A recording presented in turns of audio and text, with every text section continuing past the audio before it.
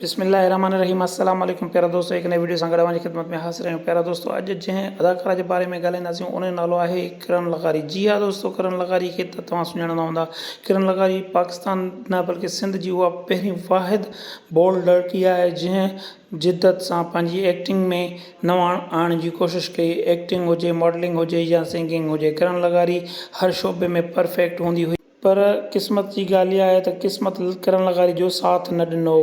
किरण लगारी थोरे अरसे में होस्टिंग ऐं एक्टिंग में एॾो त नालो कमायो जंहिं जी का हद न आहे। शायदि का अहिड़ी ॿी का अदाकारा हुजे जंहिं एतिरो नालो एतिरो जल्दी कमायो हुजे। किरण लगारी खे सिंध जी मादिरी बि चयो वेंदो आहे। किरण लगारी सिंधी ड्रामनि तोड़े सिंधी गाननि ते मॉडलिंग पिणु कई। उनखां अलावा किरण लगारी जी असल पहचान सिंध टीवी चैनल ते होस्टिंग करणु हुई। किरण लगारी एज़ अ होस्ट मीडिया में क़दम रखियो, पर ॾिसंदे ॾिसंदे किरण लगारी हिकु सुठी मॉडल बि थी वई ऐं उनखां अलावा किरण लगारी कुझु ड्रामनि में एक्टिंग जा जोहर पिणु ॾेखारिया। पर अफ़सोस जी ॻाल्हि इहा आहे त किरण लगारी तमामु जल्द मॉडलिंग ऐं एक्टिंग खे छॾे करे साइड ते थी वई, छो जो क़िस्मत उनजो साथ न ॾिनो। उनखे हिकु त बहितर रोल न मिली सघिया, जंहिंजे करे किरण लगारी मायूस थी मीडिया खे अलविदा चयो। हिन महिल किरण लगारी मीडिया ते वेझे वेझे बि नज़र नथी अचे, छो जो किरण लगारी मीडिया खे बेवफ़ा फील्ड चई करे उनखां धार थी वई। किरण लगारी हिन वक़्तु पंहिंजी फैमिली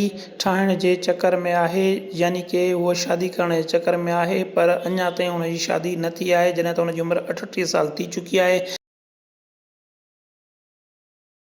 त प्यारा दोस्तों, इही हुई असांजी अॼु जी वीडियो। जेकॾहिं वीडियो पसंदि आई हुजे त दोस्तनि सां ज़रूरु शेयर कजो, कमेंट करे पंहिंजे राय खां आगाह कजो। दुआनि में यादि, सिंध सलामत, साथ सलामत, अल्लाह नेगेबान।